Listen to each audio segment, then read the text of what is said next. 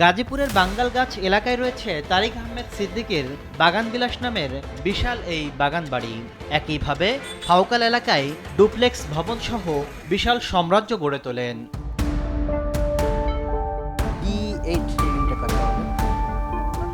বিলাসিতার বাগানবাড়ি ছেড়ে রাজধানীর অভিজাত এলাকায় নজর দিলেও মিলবে শেখ হাসিনার সামরিক উপদেষ্টার প্লট ফ্ল্যাটের নানা ফেরিস্তি।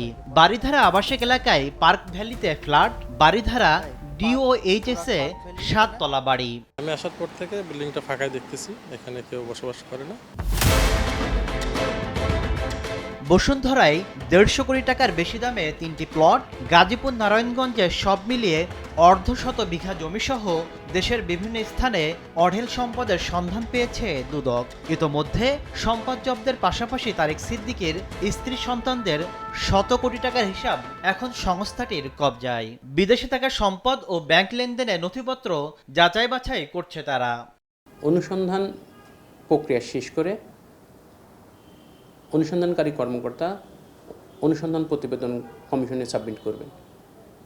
কমিশন সেই প্রেক্ষিতে আইন উন্নয়নের ব্যবস্থা নেবেন। দুর্নীতিবিরোধী জাতীয় সমন্বয় কমিটির এই নেতা মনে করেন, তারিক সিদ্দিকের সম্পদের বৈধ উৎস না থাকায় রাষ্ট্রের অনুকূলে বাজেয়াপ্তের উদ্যোগ নিতে হবে দুদককে।